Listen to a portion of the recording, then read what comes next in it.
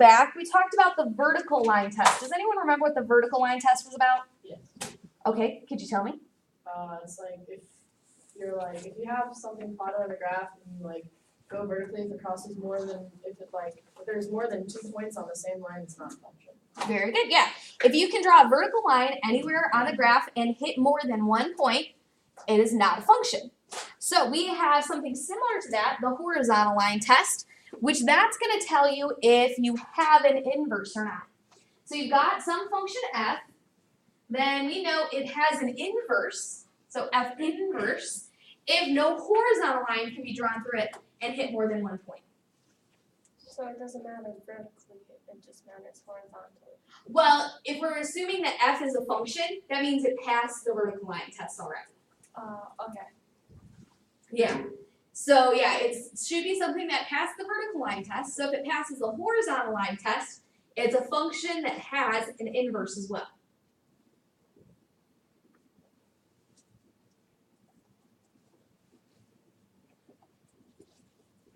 So this is kind of nice because, you know, what's the point of doing the work to try to find an inverse if it doesn't really exist? So this can be a pretty quick and easy way for you to look at a function and go, is it worth the effort of finding an inverse? Because as you've seen, some functions take a fair amount of effort to actually find the inverse. Yeah, I don't know, they're wrong or something. I'm always very curious because I think that's Mr. Galoff's room. And I'm always really curious what's going on with it. There's that much. They're bowling.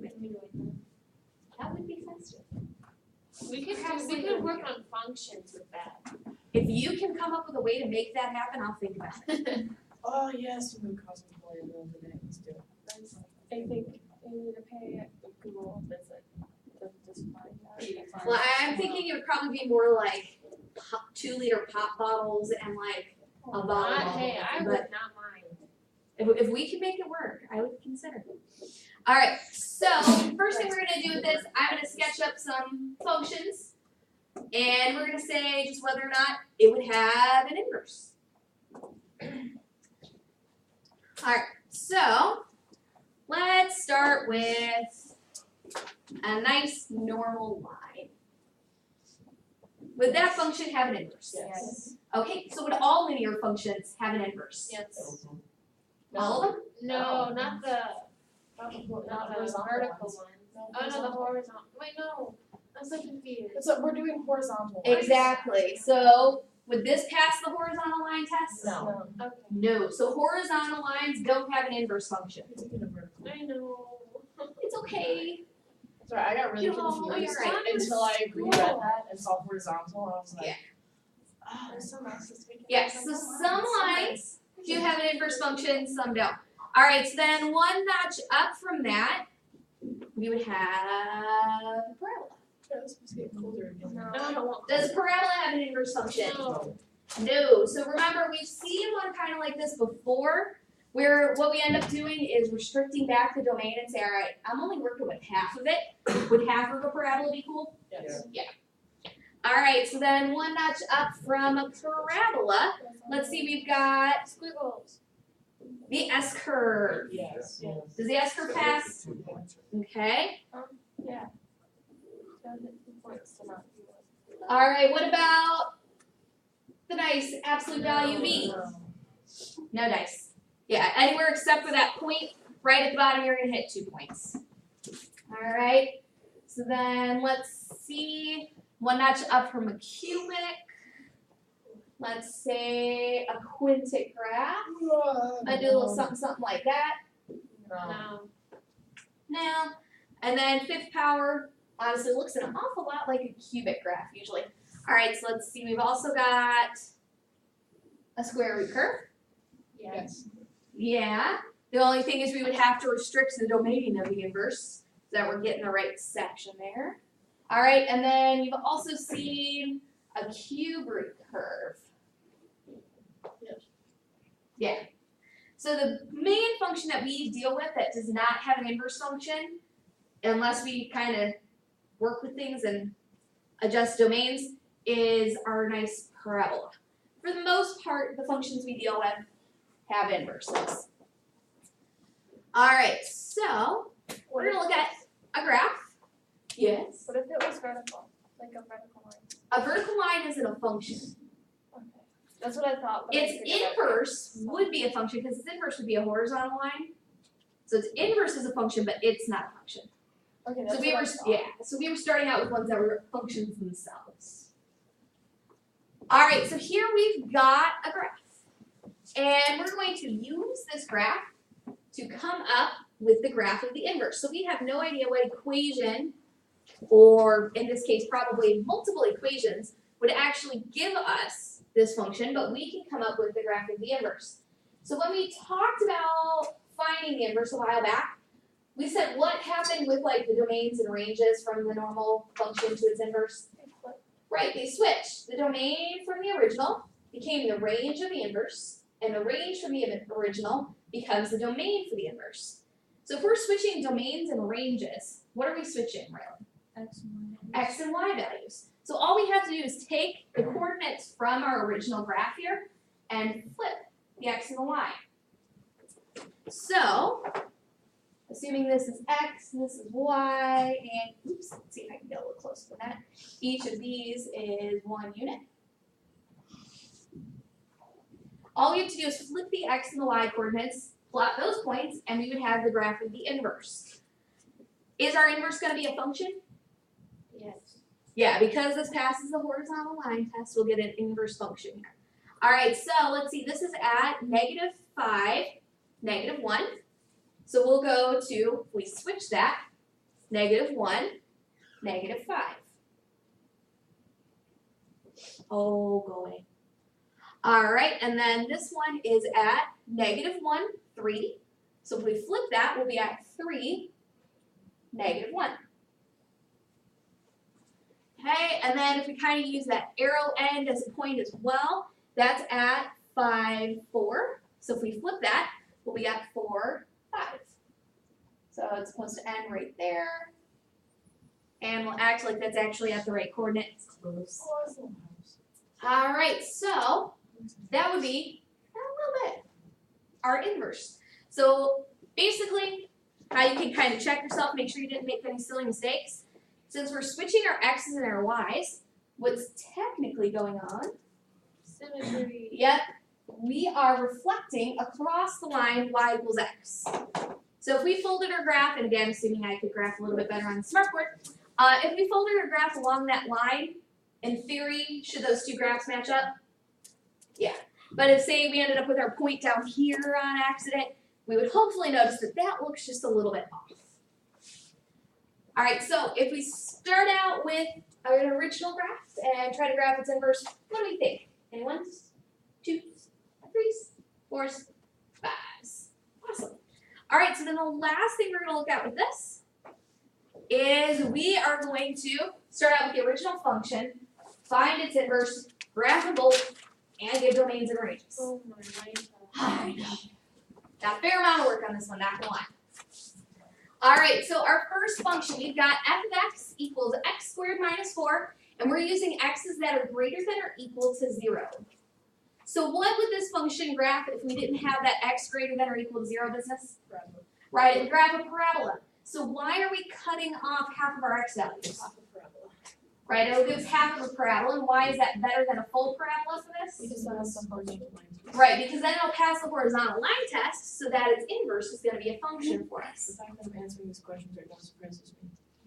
And like I'm getting the answers right. You should be impressed with yourself, I am. especially for a Monday morning. We're doing well. All right, so remember to find an inverse. What is the first thing we do? Get rid of the f minus 1 or f and put y. Exactly. So let's start by replacing that guy with a y. Oops, and that should be a 4, not a 1. Try this again. Okay, and then we switch our x's and our y's. So we would make that x equals y squared minus 4. And let's solve this for y. So what's the first thing we would want to do here? Add 4. Add 4 to both sides. So get x plus 4 equals y squared. Now what? Square root. Square root both sides. So here's where the fun comes in with this one and why this one's a little different. What do we normally put in front of the square root if we're the ones that introduce it into the problem? Plus or minus. Okay, in this case, if we put plus or minus, we're dealing with both sides of the parabola. We only want the positive side of the parabola. So you just leave it with plus and put it in, or you don't make it negative. Right. So yeah, what we're looking for here is, remember, if these are the x's we're allowed to use up here, that tells us what y's we're allowed to get for our inverse. So our inverse says we're going to have positive y's because we have positive x's for our domain. So that tells us we want the positive square root. If that had been negative, we would have wanted the negative square root here. So let's call it f inverse of x. We're dealing with the square root of x plus 4. All right, so in general, which function would we like to graph better, f of x or f inverse of x? F. Right, f of x. Parabolas are easier to deal with. So the nice thing is, if you correctly graph your original function, its inverse, all you have to do is switch your x's and your y's. So my suggestion to you, graph whichever one you feel more comfortable with, and then flip your x's and your y's to get the graph of the other. All right, so if we're making a t-table for f of x, what x's are we allowed to use? Anything equal to or greater than or equal to 0. Right, so the -2 to 2 business, not allowed here because we're not allowed to use negative x's. But I think an x of 0, 1, and 2 should work pretty well. Okay, so if we put in 0, we'll take 0, square it, still get 0, and then subtract 4 to get us to -4. If we put in 1 and square it, well, that would give us 1. -4 means we get -3. And then if we put in 2 and square it, we would get 4. -4 leaves that guy at 0. All right, so let's graph our original and our inverse.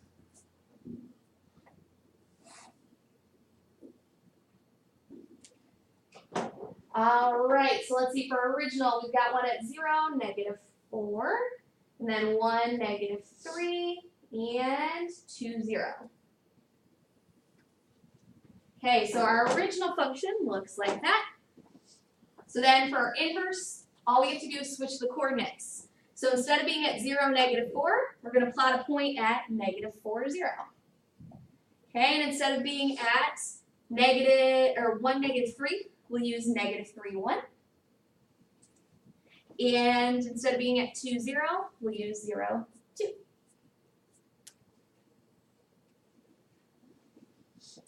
And there would be our square root curve.